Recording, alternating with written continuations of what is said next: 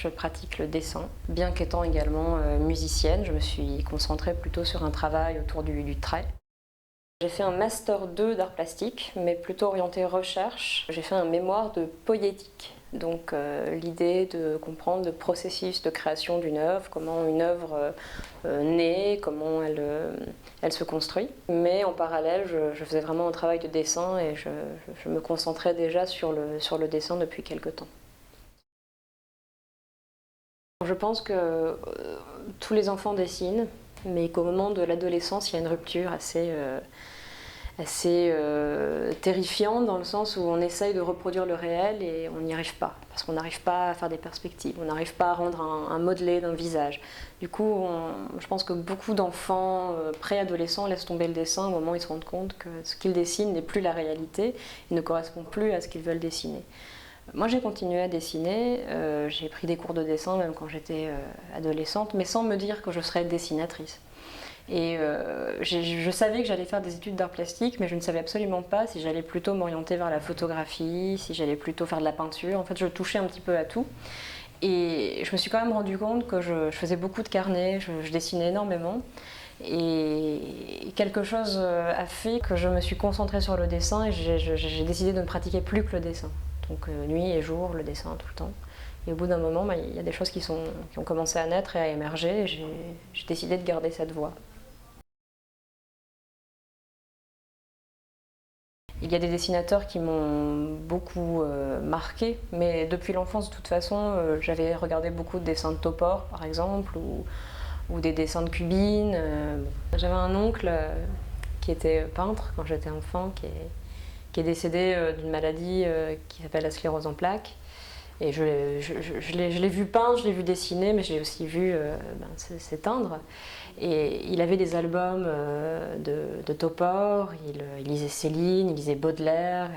Et j'ai un petit peu grandi comme ça, en mettant les pieds dans son atelier, en voyant ses dessins, mais aussi les dessins d'autres dessinateurs. Bon, il avait quand même un caractère assez trempé, il aimait la caricature, donc c'est vrai qu'il y avait des dessins partout. Et puis la littérature, du coup, m'a aussi beaucoup marqué. J'ai hérité de ces pléiades de Céline, de Baudelaire et d'autres auteurs qu'il appréciait aussi. Je pense qu'il n'est pas anodin dans mon choix du dessin aussi. C'est vrai que ces outils aussi m'intriguaient beaucoup, tous ces crayons, ces fusains qu'on n'avait pas le droit de manipuler, mais que je convoitais quand même beaucoup.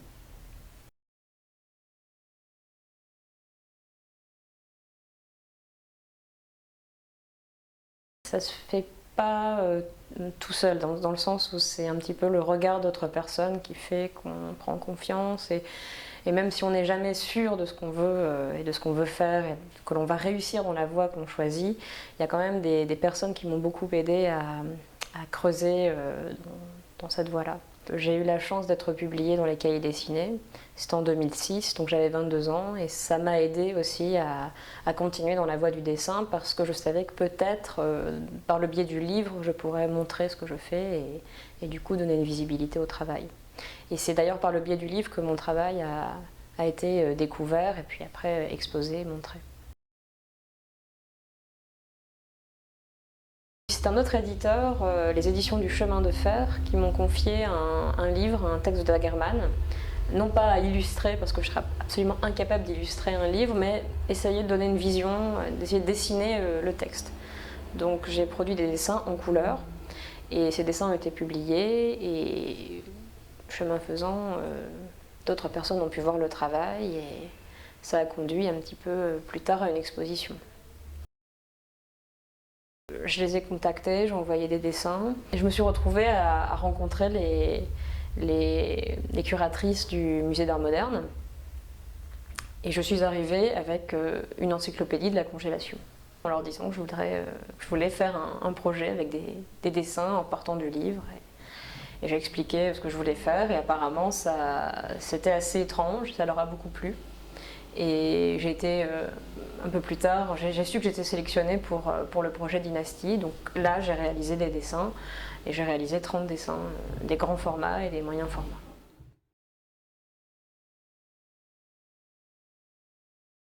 J'appelle ça des talismans, parce que Tout d'un coup, sur mon chemin, je vais rencontrer un livre absolument improbable qui va donner naissance déjà à l'envie de faire des dessins et à des dessins avec des thématiques que je n'aurais pas pensé ou choisi si je n'avais pas trouvé ces objets.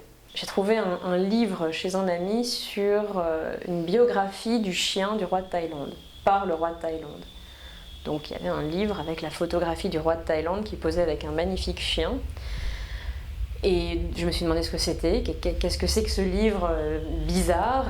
Et en feuilletant et en voyant toutes ces images du roi de Thaïlande avec son chien, saupoudrant son chien de talc, le lovant en peignoir dans son escalier, je me suis dit qu'il fallait absolument faire des dessins d'après ces photos. Quand j'ai saisi ce que je veux dans la photo ou dans l'objet du texte, dans le livre, je referme très rapidement parce que j'ai besoin d'emmener cette matière complètement ailleurs. C'est vrai que je collectionne des objets. J'ai pas une énorme profusion de collections, j'ai pas 50 000 collections, mais c'est vrai qu'il y a des objets que j'affectionne beaucoup, comme les dents. C'est vrai que j'adore les dents, je trouve que ça a une architecture, ça a des formes très différentes, ça obtient des couleurs aussi très différentes selon aussi les animaux. Selon les carnivores, les herbivores, on n'a pas forcément les mêmes formes de dents et c'est vrai que j'ai toute une collection des dents humaines, des dents animales et j'aime bien utiliser la forme d'une dent pour un dessin. Après je collectionne beaucoup d'objets que j'ai pu trouver sur la route. Je ramasse pas n'importe quoi, mais quelquefois un objet un peu intriguant, parfois un peu repoussant, va faire que j'ai envie de le ramasser. Des objets comme ça, je les ramasse et puis je les classe. Et après, je m'en sers pour des dessins. En parlant de collection, je collectionne énormément les crayons gris, puisque je dessine presque exclusivement au crayon gris. Donc je collectionne toutes les marques pour avoir le plus de nuances de gris différentes et le contact avec les crayons n'est jamais le même en fonction des marques. Et je collectionne de vieilles marques de crayons gris parce que le graphite a un peu changé. C'est pareil pour les bois sont pas les mêmes et c'est pas le même rapport. Et je dessine avec surtout des crayons très durs. Par exemple des crayons de dureté 5, 6, H, donc c'est vraiment très dur. Je dessine aussi avec des pigments, de l'aquarelle. J'utilise beaucoup le rouge de cadmium par exemple, c'est la couleur que je préfère le plus. Et j'utilise aussi des matières plus organiques puisque j'utilise du sang.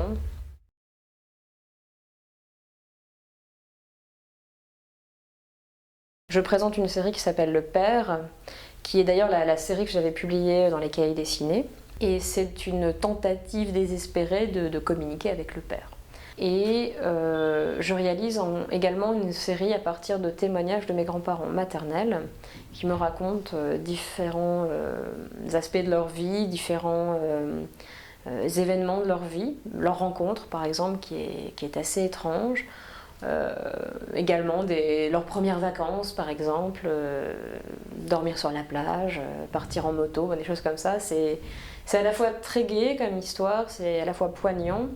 Et puis mes grands-parents sont d'origine polonaise, ils ont travaillé à la mine, donc ils ont aussi des histoires qui sont liées à leur travail. Et donc à partir de ces témoignages, je réalise une série de 6 dessins.